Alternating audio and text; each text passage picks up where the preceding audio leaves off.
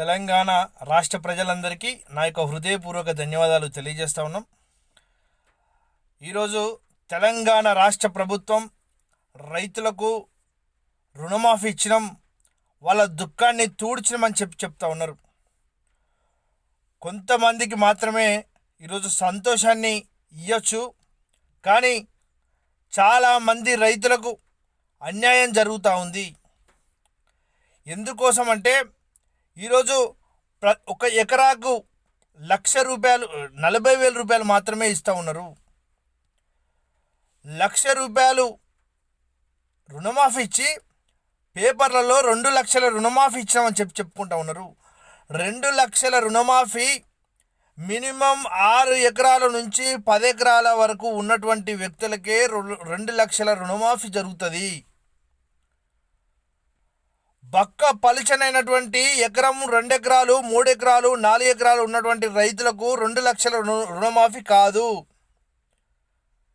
కాబట్టి వెంటనే ₹1,00,000 ప్రతి ఎకరానికి 40,000 కాదు, ₹1,00,000 రుణం ఇవ్వాలని చెప్పి బ్యాంకర్లను కోరాలి అని మేము డిమాండ్ చేస్తూ ఉన్నాం తెలంగాణ ప్రభుత్వాన్ని. ఈరోజు తెలంగాణ సీడ్స్ కార్పొరేషన్ ద్వారా ఎన్ని పంటలకు ఈరోజు ప్రొక్లేటింగ్ చేసిలో ఇలా చెప్పాల్సిన అవసరం ఉన్నది. తెలంగాణ సీడ్స్ కార్పొరేషన్ ద్వారా ఎంత బడ్జెట్ కేటాయించిందో చెప్పాల్సిన అవసరం ఉన్నది.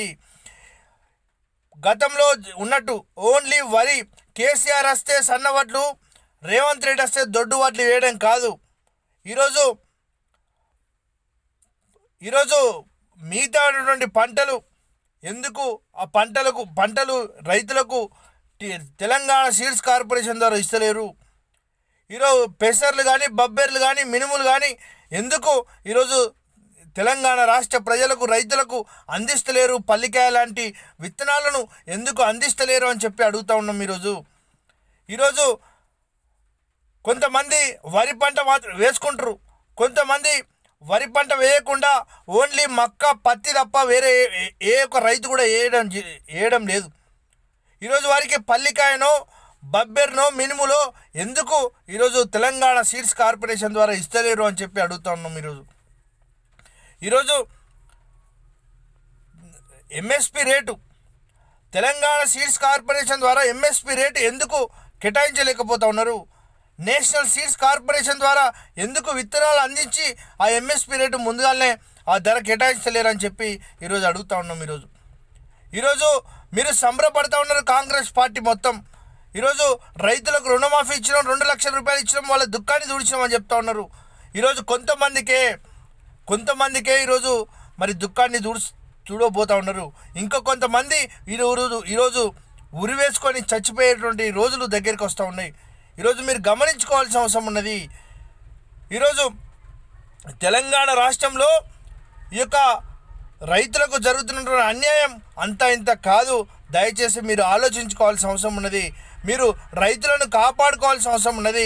రైతాంగానికి వెంటనే విత్తనాలను ఇవ్వాల్సిన అవసరం ఉన్నది.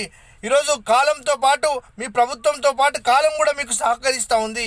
రైతులను కూడా కాపాడి వాళ్ళను మీరు కడుపులో పెట్టుకోవాల్సిన అవసరం ఉన్నది.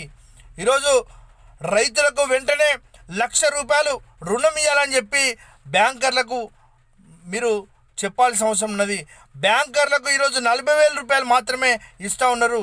ఆ ₹40,000 కాదు, ₹1,00,000 ఇవ్వాలని చెప్పి డిమాండ్ చేస్తూ ఉన్నాం. ఈరోజు మీరు ఆలోచించుకోవాల్సిన అవసరం ఉన్నది.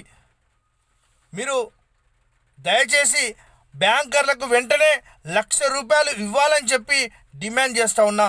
ఇది గమనించుకోవాల్సిన అవసరం ఉందని చెప్పి కూడా ఈ సందర్భంగా మేము తెలియజేస్తూ ఉన్నాం.